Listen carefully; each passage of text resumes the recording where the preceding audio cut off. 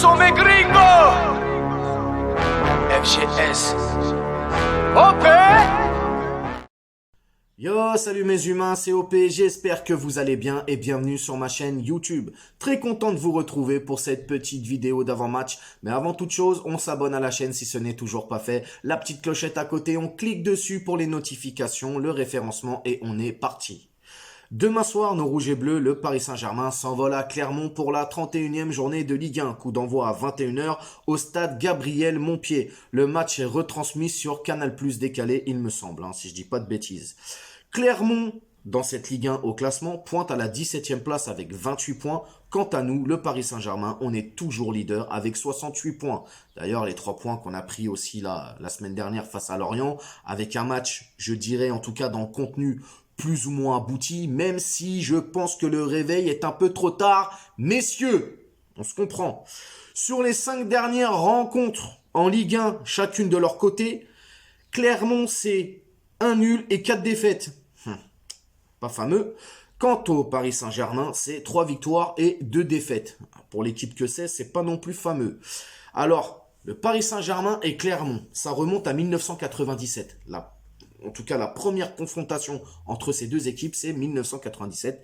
Et c'était un 8e de finale de Coupe de France. Et ils nous ont sortis. Voilà.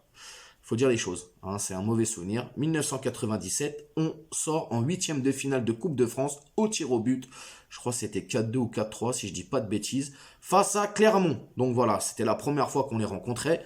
On les a ensuite rencontrés en début de saison en septembre. Je crois le 11, si je dis pas de bêtises. On leur a mis 4-0. D'ailleurs, si je puis dire, c'est l'un des matchs, entre guillemets, plus ou moins aboutis du Paris Saint-Germain en début de saison. Ouais, on va dire ça. En tout cas, on leur a mis 4-0. Alors, attention. Attention, pourquoi ? Parce que Clermont, ils sont acculés. En tout cas, ils ont besoin de points. Sinon, ils ne se maintiennent pas. Ils sont relégables. Ils sont, comme je l'ai dit, 17e. C'est dangereux pour eux. Et je pense qu'ils vont avoir à cœur de faire un résultat demain. Alors, dans le meilleur des cas, ce serait un nul. Par rapport à nous, je ne vais pas vous mentir. Et dans le pire des cas, ce serait qu'ils gagnent. Pourquoi ? Parce que le problème, c'est que sur les 4 derniers matchs à l'extérieur, c'est 4 défaites pour le PSG, les gars. C'est pas négligeable. C'est 4 défaites.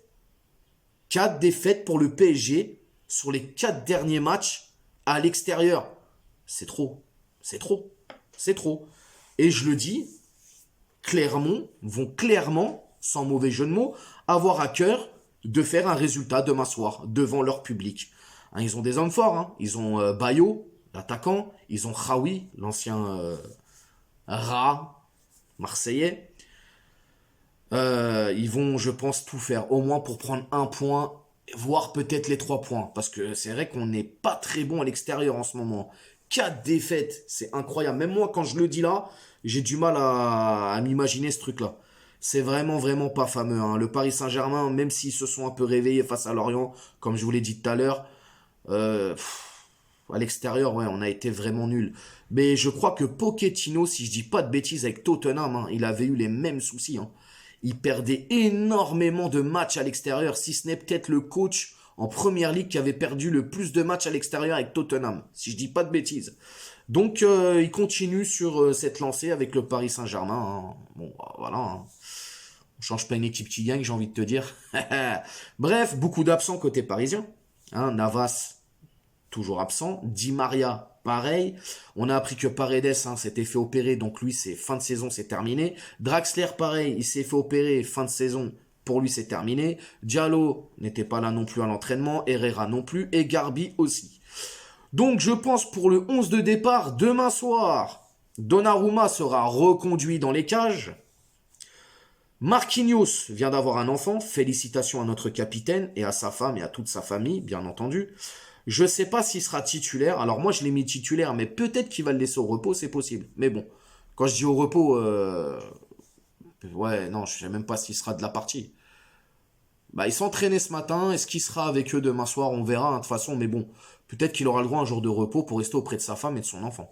Probablement. En tout cas, moi, je l'ai mis quand même. Il était là à l'entraînement ce matin, donc c'est qu'il est apte à jouer. J'ai mis Marquinhos et Ramos. Je remets encore une fois Ramos titulaire, parce qu'il faut qu'il joue quand même, au prix où on le paye. Hakimi à droite, Mendes à gauche. Pour le milieu de terrain, le retour de Verratti, ça fait plaisir, avec Danilo et Gay pour l'épauler. Et puis l'attaque, hein, ça bouge pas, hein, Neymar, Messi et Mbappé. Donc voilà. Oui, Ramos, il faut qu'il joue, les gars. Il faut qu'il joue. Au prix où on le paye, il faut qu'il joue. Hein, donc il est rentré face à Lorient. Il a été sifflé. Alors, est-ce que c'est normal, pas normal? Moi, j'ai pas compris, comme je l'ai dit dans mon débrief hein, l'autre fois face à Lorient, je n'ai pas compris les sifflets. Alors, est-ce que c'était vraiment ciblé contre lui ou contre la direction ou tout ce qui se passe autour du cas Ramos, les blessures, etc. Je ne sais pas. Mais quand même, les gars, c'est un sacré joueur.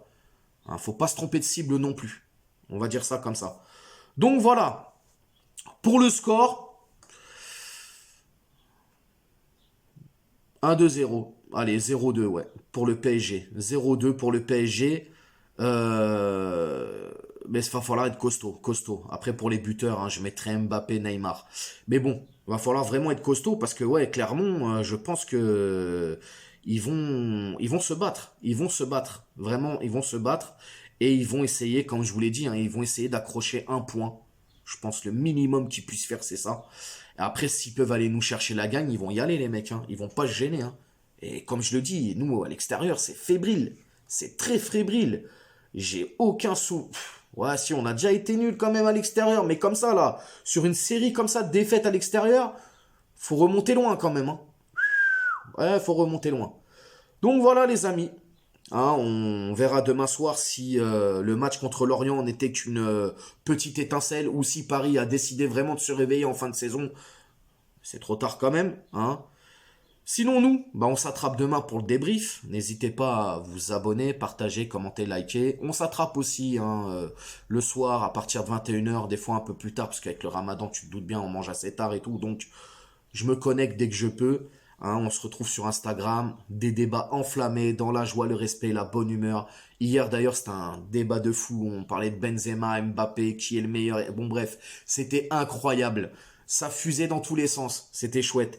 Je te mets le lien ici d'Instagram, tu nous rejoins, tu me rejoins sur Insta, tu me follow, tu viens dans le live, t'es le bienvenu. Si tu veux intervenir aussi, t'es le bienvenu, il n'y a pas de problème. Sur ce, on s'attrape demain soir pour le débrief. Ciao, ciao.